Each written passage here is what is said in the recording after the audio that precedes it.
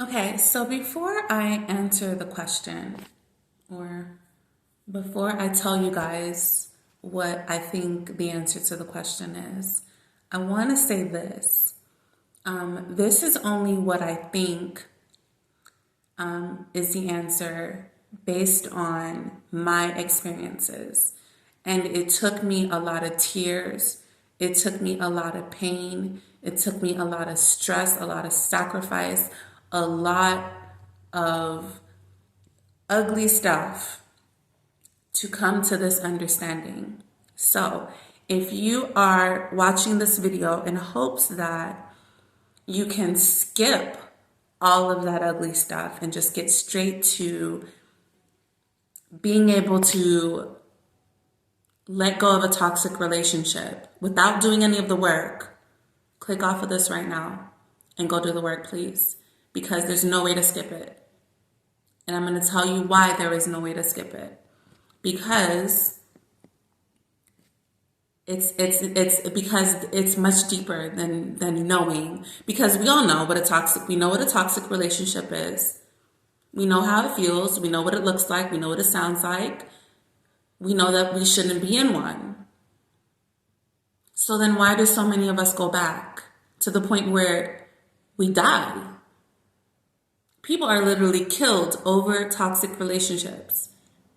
They know the statistics. They know that there's a possibility that they could possibly be killed by going back to this person. They know they don't feel good around the person. They know that it's not a good situation. They know they become out of character. They know they're not happy. They know they feel drained. They know all of that stuff. So all these podcasts that sit up here and they talk for hours about all the signs and the whatevers, it's not helpful because we all know the signs at this point. Why do we still continue to go back? The simple answer is because we want to. Why do we want to? Because it is familiar. Why is it familiar? Because it reminds us of our childhood. Whatever our childhood was like, we had to survive that because we had no choice. We couldn't just say, you know what, I'm going to move out, mom and dad, or grandma and grandpa, or whoever raised us, foster system, whatever. We couldn't just say, I'm going to move out and go take care of myself at 6 years old.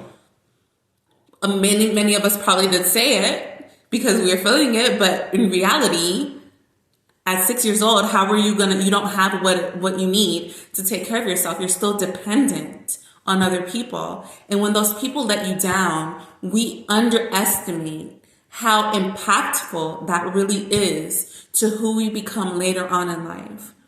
When you're a child and you're vulnerable, completely vulnerable, you have no choice but to depend on these people that are around you who are adults, who are supposed to protect you, and they don't because they can't. Not saying that they didn't want to. They most of the time, the adults in our life, they want to protect us. They want to be there for us. They want to help us, but they can't because nobody helped them. They never did the work. They had us because they were avoiding doing the work. And we're a product of them not doing the work. And so when we understand all of that, we can get to a place of having a little bit more grace with ourselves and understanding that running from these situations too is not the answer. Because that's how we end up right back in the same situation again. That's how the cycle just continues to go. That's why the thing just keeps on happening over and over.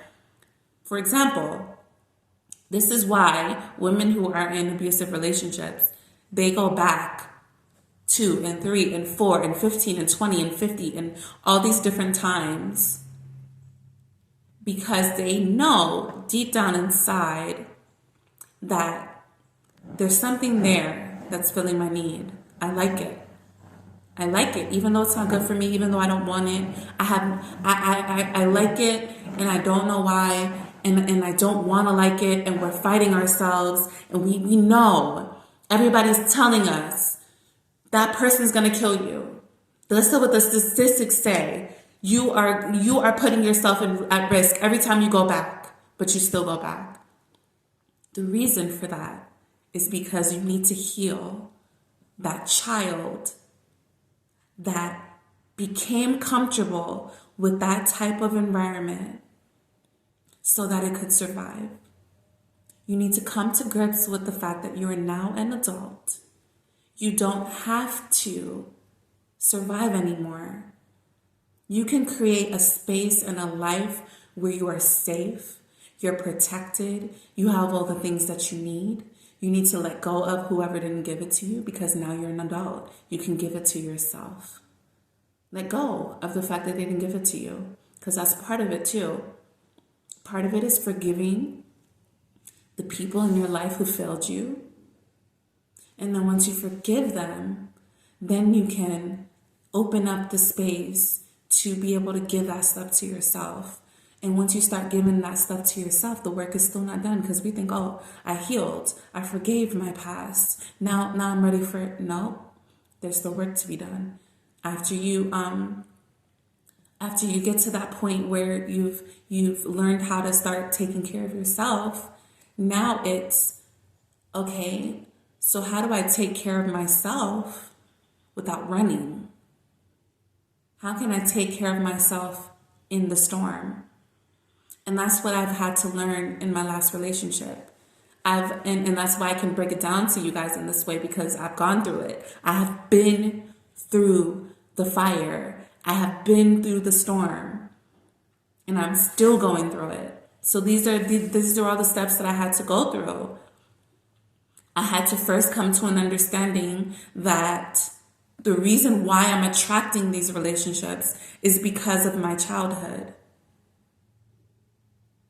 And before I understood that, this is what my relationships looked like.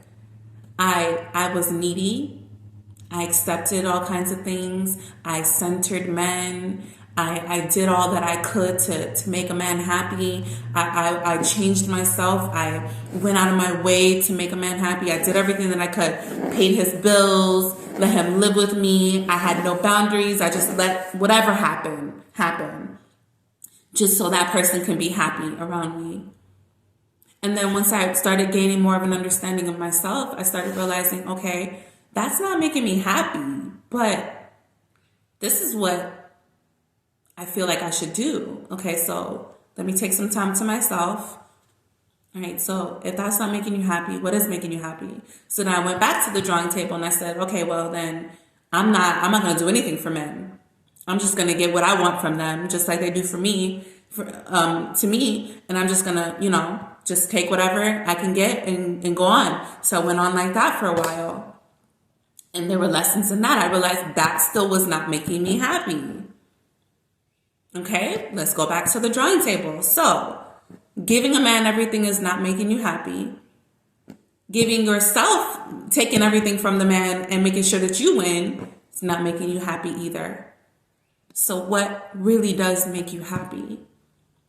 And then so when I could answer that question, it was after I had healed the relationship with my mom, and not to the point where we like have a relationship now, but just accepted how things happened and why they happened the way that they did, and just realized like, oh, I'm in these relationships not because I want to be, not because I like this, not because this is all I deserve, but because it's familiar. It feels good to me. It feels safe to me because that's what I went through in my childhood.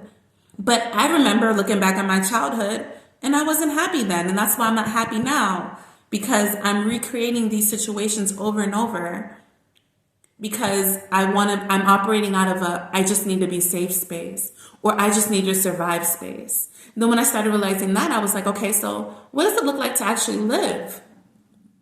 And that became a whole process. That became trial and error because I had no idea what it was like to live. Nobody ever taught me that, to actually live life in a way that fulfills you, in a way that feels good. I had to figure out, okay, so what do I like? do I actually like this food, or did somebody tell me that I should like this food? Or do I like it because it's attached to certain memories in my life? Do I actually really like this food? Do I actually really like this activity? Do I actually really like this person? Do I actually really like this place? Do I actually really like my job? Or is it somebody told me you would be a good teacher, and that's why I chose it. But I don't actually really like teaching. Honestly, if I'm being honest with you guys, I do not like teaching. I am good at it. And I love kids, and I love what teaching is all about.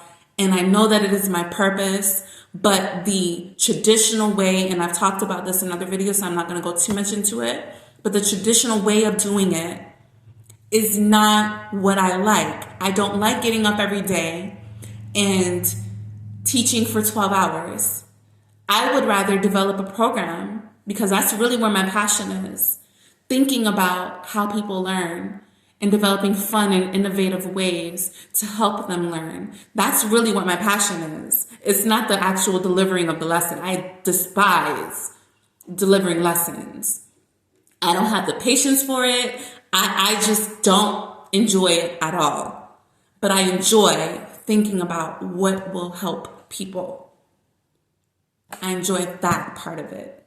So now that I know that that's the part that I enjoy when it comes to teaching, when it comes to anything, I know what the parts of relationships I enjoy now. So I'm saying all of that to not talk about myself, but to help you guys connect the dots and bring context to the situation. So think about right now the things in your life that are not making you happy, and think about what parts of it are making you happy and what parts are not. Don't focus on the not parts, because we already know what the not parts. We already know, okay, I hate having to get up and whatever. I know why I don't like it. What do I like about it? And then take only the things that you like and think about a situation that you could be a part of. Maybe if it's your job and you don't like X and you like XYZ about your job. Think about another job that you could do that highlights only those things and focus on that. Another thing that I want to say is sometimes we jump off of the porch too early. And this is why a lot of people who are geniuses and who should have been recognized for their work while they were alive, this is why they're not recognized until after they're dead. We don't realize the geniusness until after they're dead, after they're gone, because they jumped off the porch too early. Sometimes you can jump off too late. I don't believe that, though. I think that we jump off right on time. If it's too late, it's never too late. That's where that saying, it's never too late, comes from. It could be too early. We could be rushing it and saying, oh, well, I feel like I'm ready. The ego's going to tell you, oh, you're ready. Go ahead and jump off there. Go ahead and put this thing out. And it's way before everybody is ready for it. When you wait to put something out, like let's say you're a musician and you want to create this song or this way of making music that is completely different from the way that everybody else does it. And it's boiling up inside of you and you're excited and you're like, I can't wait to put this out. If you wait until the perfect time to put it out, everybody's going to appreciate it, because all the blessings, that's when all the blessings come, when you wait until the perfect opportunity. But if you say, oh no, I want to put it out now because what if somebody else comes out with the idea? Or what if somebody else beats me to it? Or what if somebody else steals my idea? Or what if they do it first? And then you put it out prematurely and now nobody cares about it. And then when somebody who waited, because other people are going to have the same idea as you. You're not, no idea is unique. Other people, of course, have the same idea as you. But that other person who waited till the time was right, they may have come after you, but they waited.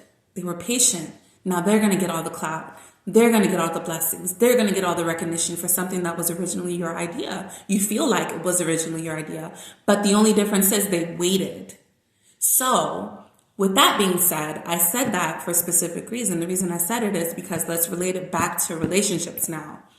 If you leave a relationship before you're ready, before you have come to an understanding of why you even got in it in the first place.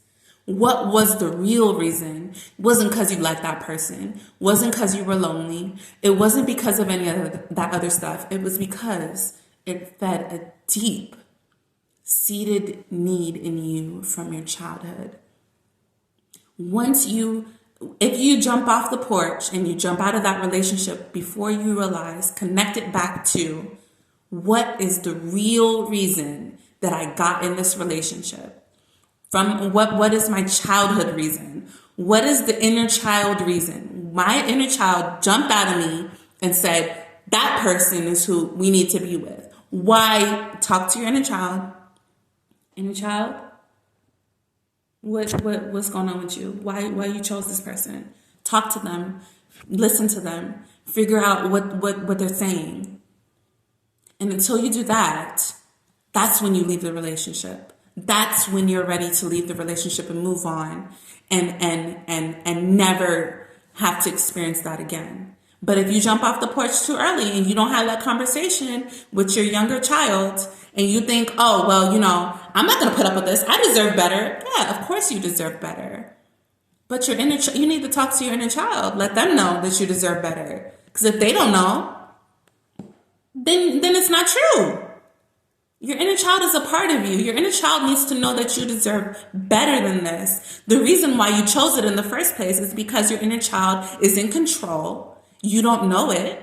You're allowing it to be in control because you haven't connected with it. You haven't integrated it into your personality. You grew up and left it behind because you had to out of survival. Now you need to go back and get it. Go back and get him or her, it, however you refer to your inner child, and go back and get it. Okay, hey, I left you over here, but I'm ready to come back for you now. You need to come on. We over here in 2024. You're still hanging out in 2008. No, baby. Let's go. Oh, you don't want to go? All right, so I'm going to sit next to you. What's going on with you? What do you need? What are you still upset about? Okay, I hear you. I remember that. Yeah, I know that hurt. I know that didn't feel good. I know we had to forget that. Okay, but, all right. Okay. We'll sit in it. We'll sit in it for a little bit. Yeah, go ahead and cry. Yeah? Yeah, I feel that. Yeah. And sit in it. Sit in it with them for as long as it takes. Sit in it with them. You're not staying in that relationship for the other person. You're staying in it for you. You're staying in it for you. Heal. And if that relationship is dangerous, then of course you need to leave. But when you leave, this is the time when you, instead of connecting with that other person, and that's why the draw to connect with that other person is so strong. You can't imagine, like, it's so hard, so tempting to go back because deep down you know that there is something you need to still connect with. It's your inner child. So instead of going back and reconnecting with that person, to trauma bond with them again and to do all of that, trauma bond with your inner child. Go back and talk to them. Everything you want to say to that other person, everything you want to heal with that other person, everything you want to change with that other person, go within, heal, change, address it with yourself, with your inner child. Sit in that closet with them. Wherever you used to hide when you were a little child, if you were one that hid, because I used to hide whenever I was, I used to hide in the closet. So I actually went in the closet with myself. I went in the closet and I sat in there, and I was like, okay, so let's talk. What's going on? You have to do that. It sounds crazy, sounds weird, it sounds unnecessary. It sounds like we don't need it. And that's your survival instinct talking.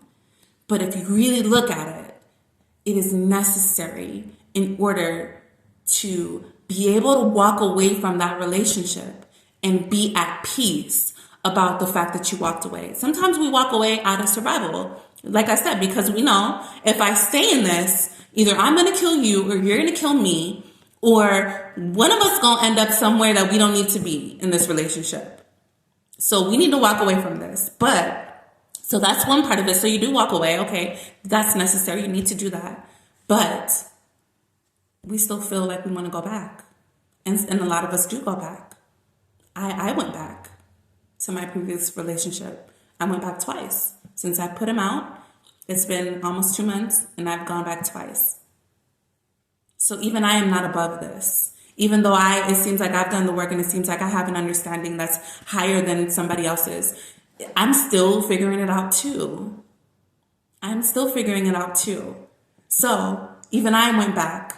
But the last time that I went back asking a question. I went back saying, okay, why do you want to go back? And so when I went back, I kept asking myself that. Why? He said something disrespectful. We got in another argument. I acted out of character again. And I had to sit down with myself and I had to say, why do you want this? Why do you want this? And if you don't want it, what needs to happen in order for you to not keep wanting to go back to it? Because it's not what you want. You don't want to be in a relationship with somebody who triggers you so much that you act out of character. You don't want to be in a relationship with somebody that brings out the feeling of wanting to murder them. Like, really? I haven't felt that since I was a child. And that's why that person brings that out in me. And so I had to sit with myself and say, okay, so why, what is it? What is it? It's not the person. It's not him. Because on paper, if I wrote down all of his characteristics, none of them are what I want. But why do I want to be with him? Why do I keep answering that call? Why do I keep answering that text? And I keep answering the call and the text because I really don't have anything against him. I'm not upset with him, but I don't want him. So what does that look like? Because there's levels and things you have to go through with that. Sometimes we go back because we really do want that person.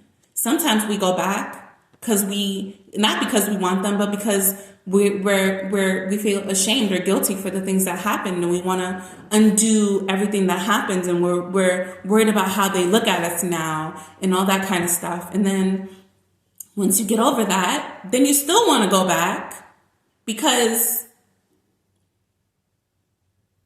you're trying to prove something to yourself at the end of the day. So there's a lot of reasons. There's a lot of things that we have to work through and fight through with ourselves when it comes to all of that kind of stuff. And so the way to really come to peace again with leaving and really being at peace with it and making sure that pattern never gets repeated again is to have that conversation with yourself and say, okay, we left. How do we not go back? Not only to him or that person or that situation or that job or that place or any of it. Not only do we go back to that particular thing, because sometimes we can trick ourselves into thinking, okay, well, I didn't go back to that person. I moved on. So I healed. That's not healing. That's avoiding.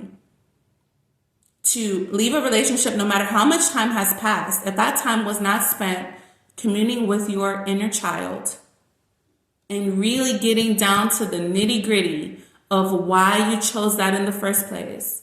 Because sometimes we'll heal, because I've been through that process too. I took a year off, sometimes 2 years of healing, not being in a relationship, but also not communing with my inner child, not really getting down to the source of why I even was in that to begin with. It was more so just getting over wanting them, getting over wanting to be with them, getting over wanting to go back to them, getting over missing them and thinking about all the memories that we had. And then sometimes that took a year. So then once I'm over that, I just get into the next relationship, but then realize this is the same one that I just left. Why? And once I started asking myself that question, why, then that's when the real healing started. That's when I was really able to start healing.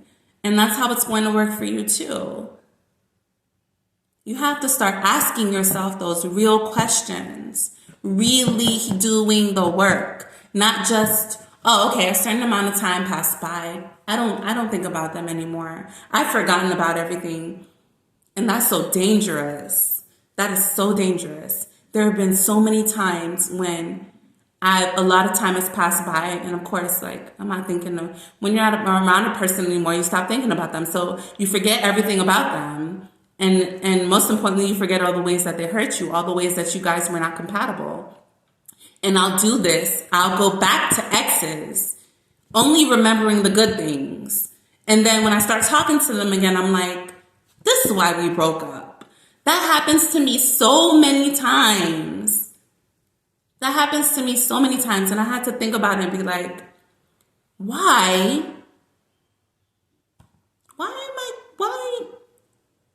is it so easy for me to forget?